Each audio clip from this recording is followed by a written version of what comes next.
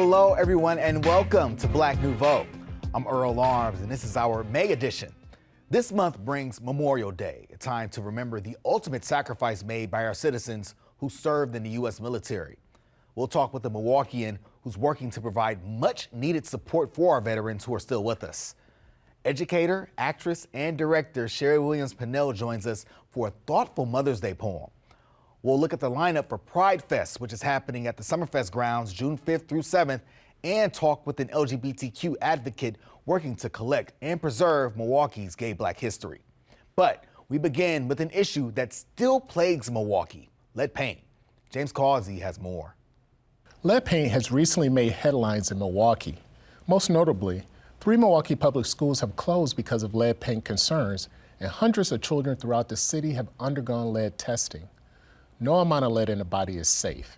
Katie Doss, lead program coordinator at McCann Brown Sanctuary, joins us to discuss the lead crisis. Katie, thanks for joining us. Thank you for having me. So this is a serious topic. Yes, it is. Why is lead such a problem in MPS right now? Well, unfortunately, right now, because of the lead, the buildings, most of the buildings was built before 1978. And with that being said, with the heat, the moist, and different things going on in the environment in your building, outside, that actually affects sometimes the paint. And the paint underneath before 1978 had lead-based paint in it. So if a building was built before 1978, a lot of times you may have a problem with the lead that's in it from the dust, and if it's not properly taken care of. And that means that you have to thoroughly see and check for chip and dust, and as well as chipping of the paint. So typically, how does a school clean up the lead paint? Do they paint over it? How do you clean it up? Well, you have to have lead abatement experts to go in to actually remove the lead that's in the paint. That lead paint chips, the dust, all of that is very toxic. So it's very important that it's done properly. If it's not, then you can actually track some of it with the shoes that's on the bottom of your feet, and you can track that inside of your own home. You can take that home with you. You can actually track it, and then with the dust on your clothes. So it's very important that it's done professionally. And with that being said, that they have to make sure that they dispose of it properly as well. So the best thing for the Milwaukee Public Schools to do is to close the school, to get rid of all the lead before they reopen it, so the children will not be affected by the lead paint. Now, we know lead can cause all kinds of health concerns. Yes. It affects the brain, it can affect the kidneys in a child. How widespread is this issue? How do we address it? Well, the only way to address it right now, with that being said, with all of these schools that's discovered lead, is to get your child tested. Is to get your child tested to make sure that your child have not been exposed to the lead. And when you get tested, it's very important to test your child every year, because the thing is that every person is determined different how that blood cell go. So that may actually detect within 3 months. Some, it may take 6 months. Some of it disposed to their lead can take even longer. So it's very important to get yourself tested. And then once you find out if you do have it, or just to make sure that you don't, and to make sure that you use the proper nutrition in your body daily. Because when you dispose of it through the water, and that's another issue, that you have to make sure that you have clean water that you're drinking, because if that water can also be contaminated with lead. Now, it's interesting that you mentioned the water, because we know MPS is not where the only place lead could be, a kid could be exposed to lead. They're exposed to it in their communities, in their homes, and places like that. When we talk about lead and all the ways you could get it, can you talk about that a little bit? Sure. Lead is, right now in Milwaukee, we have 65,000 lead laterals that needs to be replaced. And so all those lead laterals are replaced. You have something being exposed to some of the lead through the water as well. You can get exposed to the lead, as we spoke earlier, with the lead in the paint that comes from the dust or the chipping, and as well as lead that's in the soil. Before fuel injection cars, you had the exhaust system. In order for it to get to the carburetor, they needed lead and gasoline. And with that, with that fuel injection now, most of the cars are all fuel injection. But unfortunately, the soil have absorbed some of that lead from the exhaust system. And then that's also in our environment. Lead is in products. Lead is in quite a few different areas. So it's easy to be exposed to lead. But with the children in the Milwaukee Public Schools, most of our buildings are old. So by most of the buildings being old, it's very easy to be exposed to some of that lead through the dust and through the water. So it's very important and that the lead laterals, the 65,000 lead laterals, be replaced. But until they're replaced, it's very important that you have a filter on your faucet. And the only filter that gets out lead is the NSF 53 filter. So it doesn't matter if you get a filtration system or opposed if you just get just a filter just for the water, whether it's the complete system for the same building or if it's just for the water. But if it's just for the water for the lead, then it goes to show you that you need the NSF 53 filter. And if you get it from your home, you can use the pitcher or you can use the one that goes on your faucet. And if you use the one that goes on your faucet, again, that NSF 53 filter.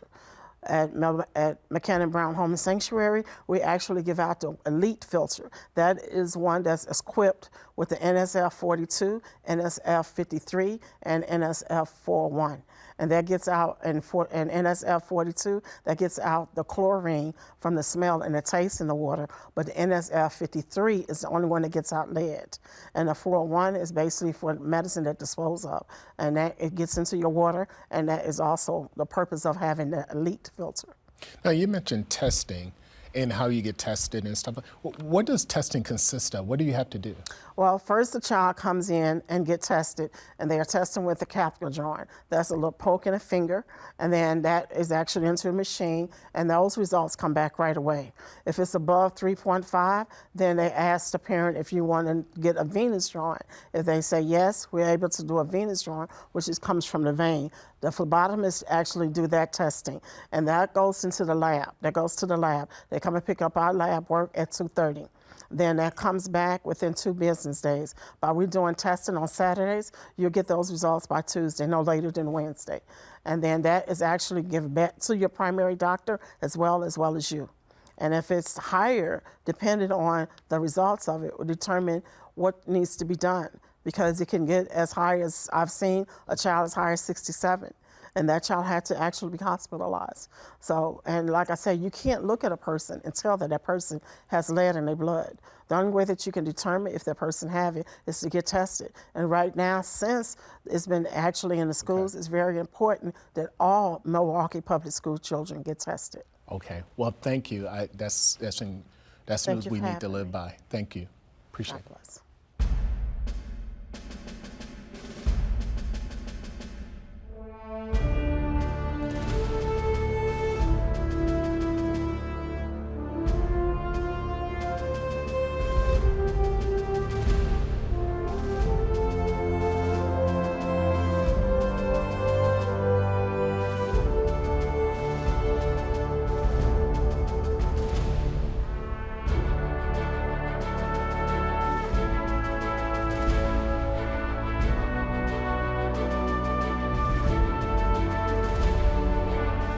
May 26th is Memorial Day, a time to pay tribute to our troops who gave their lives that our democracy might prosper. Now, while it is important to do that, there's also an obligation to ensure our veterans are not overlooked when they come home. Shan LeBrew Owens is commander of LeBrew Trooper Veteran Services, and he's here to tell us about an event in early June for Milwaukee veterans. LeBrew, thank you for being here, and thank you for your service. You served in the Army, right? Yes, and thank you for having me here. Absolutely. So first off, talk about your organization and what it does for veterans. Okay, I'm commander of LeBrew Troopers Veteran Services. We coordinate different veteran events. Last year, we coordinated the first Juneteenth Day at the VA hospital here in Milwaukee.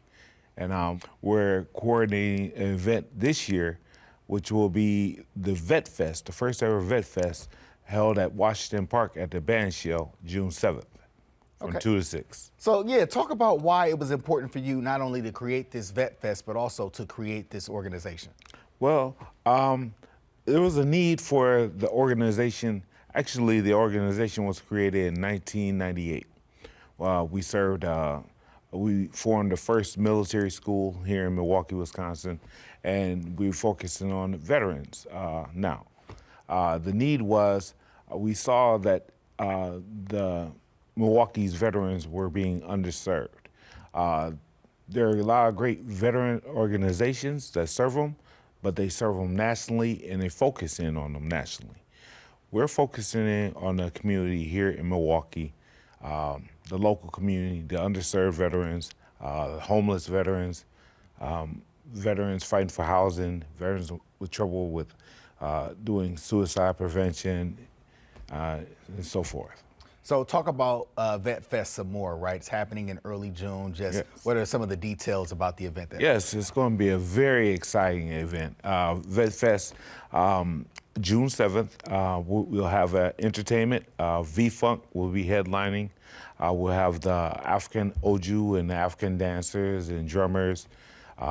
It's emceed by Telly Hughes. And we'll also have food trucks, vendors. The VA will be there and telling veterans how to file for their claims, whole health.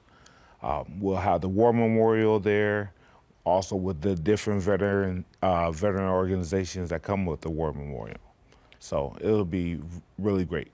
So you're not only doing Vet Fest, you're also going to be at Juneteenth. Talk about what you're going to be doing there. Yes, I'm also the co-chair of the Veteran Zone at Juneteenth.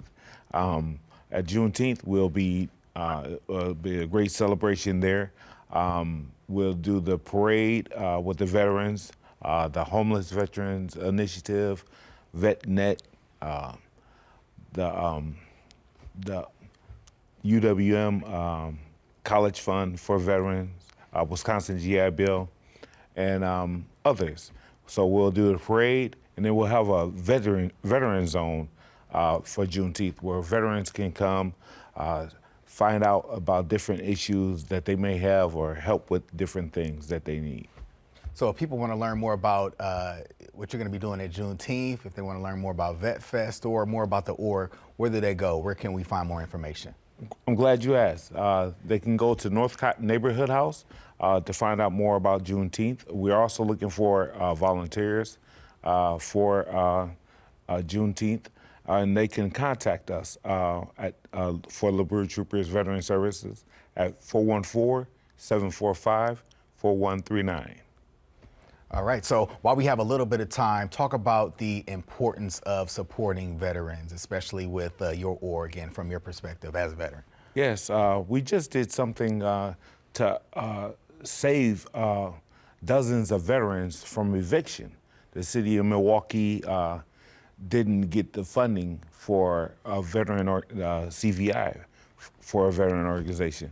So we promoted and helped get those veterans into housing. So that's what we do at LeBrew Trooper Veteran Services. We don't want to see the veterans get displaced in any form or fashion in Milwaukee. All right, anything else you want to share? Just come on out to Vet Fest June 7th from 2 to 6.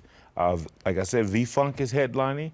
Come out, we'll have food, we'll have vendors there. It'll be an exciting time and a great place for veterans to heal and show some comradeship. All right, LeBrew, thank you so much for being here on Black Nouveau. And I thank you. Oh, by the way, y'all can tell I'm not straight, right? Okay, I don't like how loudly you laughed at that. Yes. It's not all fun and games. A few weeks ago, I did have to deal with something that was both racist and homophobic. And by that, I mean I did not get my way. Now, it's... Comedian Jay Druden and Season 6 American Idol winner Jordan Sparks are among the headliners for Milwaukee's Pride Fest being held on the Summerfest grounds June 5th through the 7th.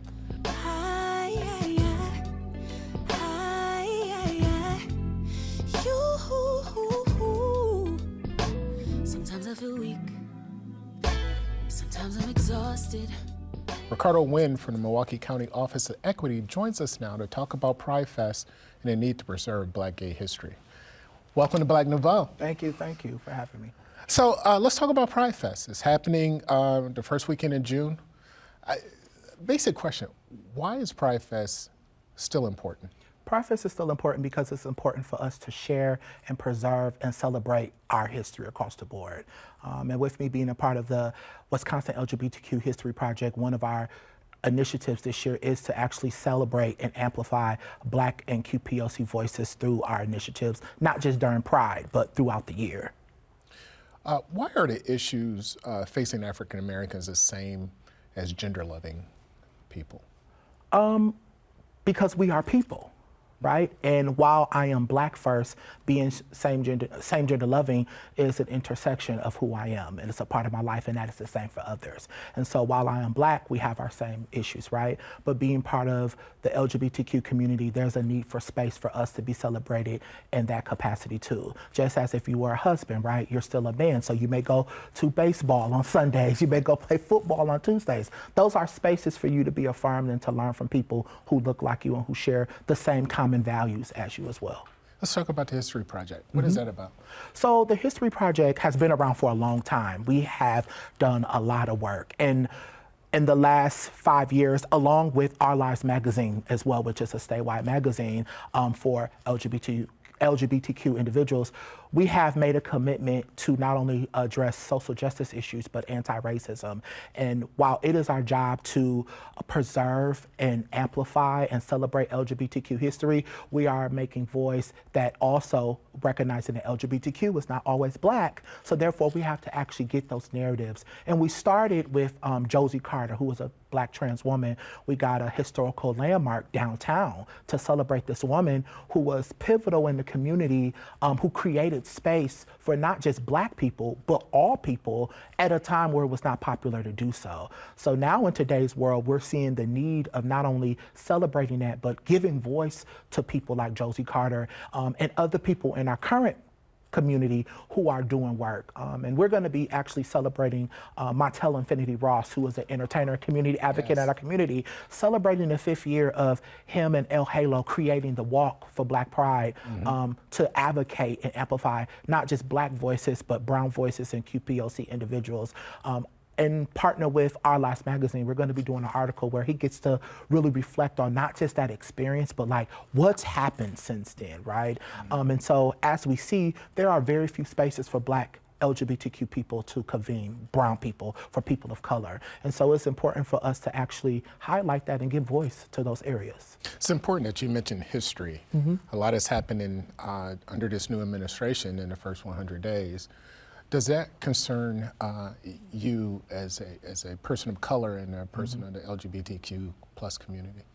I think that there are some barriers that are going to happen and there are some challenges, but that's what we're used to, right? Like the change of the climate doesn't keep us from doing the work because our ancestors have been doing that and we've been doing so for 100 years. What we're challenged with now is how systemically do we navigate, right? But far as a community, we're going to always support each other. We're always going to have the big mamas of the community regardless. We're always going to have the abuelas and abuelos who are going to be there to support us. We have each other. And so I feel like we're going to actually have to hone in on that more, but we're going to continue to navigate and do the best we can. And now is the time to really, really, really express the need for collaboration, right? And so at the History Project, we are doing that in our everyday work with people like myself. We are doing that, seeing ways to collaborate and how we can continue to do the work that we need to do. Are businesses, are you facing a hard time being able to collaborate more now because of all the things going on, or how are you navigating that? Yeah. So for me, how I define collaboration is not just about being able to do the work, but the interpersonal relationships that you build. I believe that people collaborate, organizations and systems don't. Things happen by who you know and how you are trusted and how you build unity amongst each other. And so that has to happen first before we can do anything. And so while we have continued to do that work, we're gonna do the best that we can. It will look different. The money isn't always there anymore. And so it will look different, but we just have to be open to navigating that and sticking to the mission and vision of the organizations that are in collaboration. So I know at the Milwaukee LGBTQ Center, we are having conversations. The History Project, we're constantly having conversations. I met with the owner of Our Lives Magazine, Patrick, last week to talk and to really figure out how do we navigate this and how do we actually continue to build unity. Okay. Well, thanks a lot for coming. Thank you. We got to have you back. Yes, thank you. Awesome.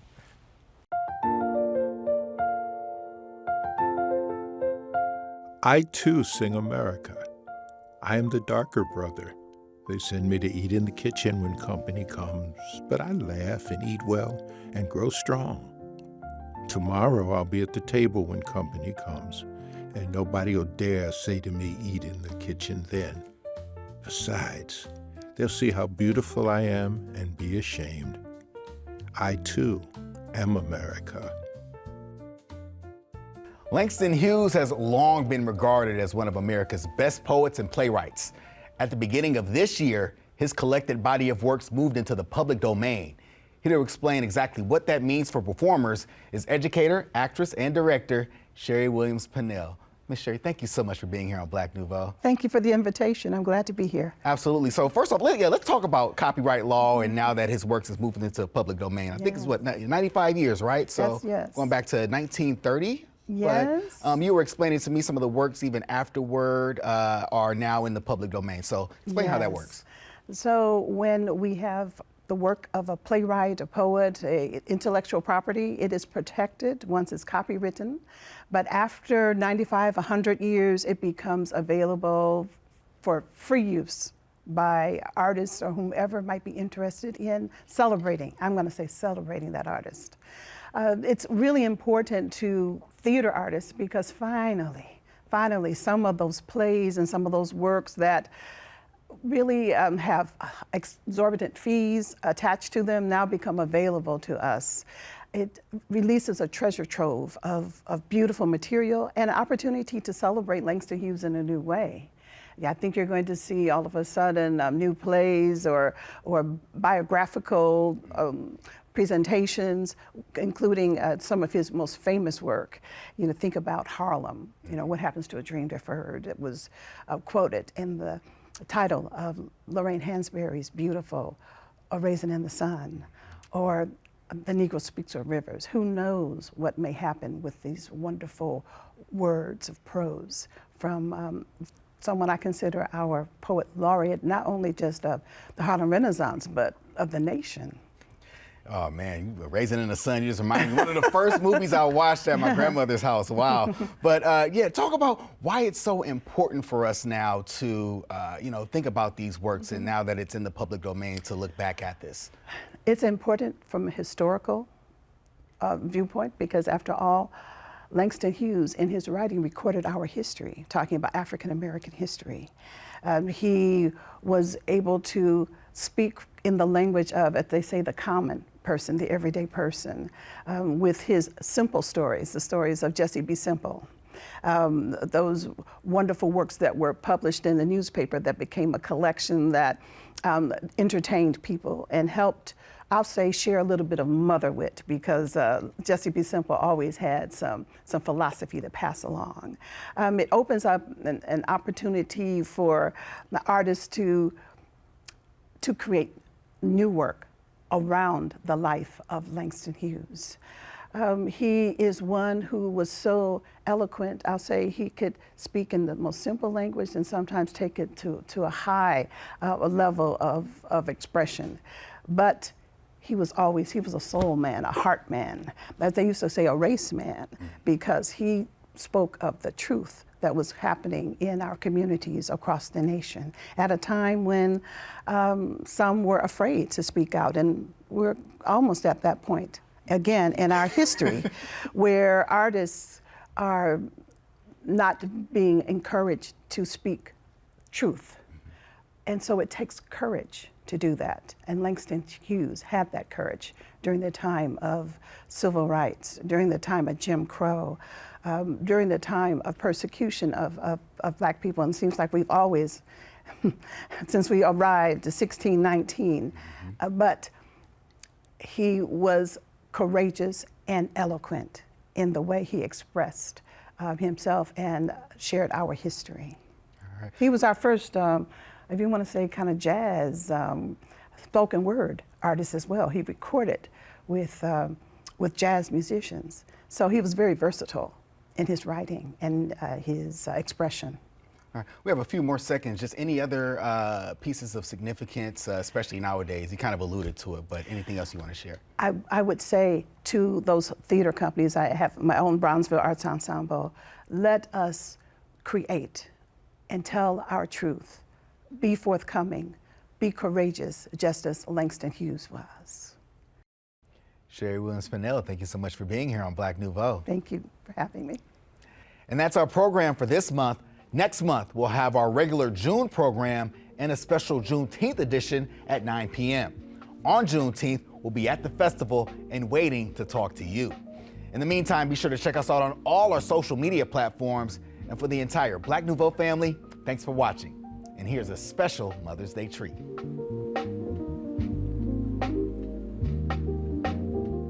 Mother to Son by Langston Hughes. Well, son, I'll tell you, life for me ain't been no crystal stair. It's had tacks in it, and splinters, and boards torn up, and places with no carpet on the floor, bare. But all the time I's been a-climbing on, and reaching landings, and turning corners, and sometimes going in the dark where there ain't been no light. So boy, don't you turn back. Don't you sit down on the steps 'cause you find it's kinda hard. Don't you fall now, for I's still going, honey. I's still climbing, and life for me ain't been no crystal stair.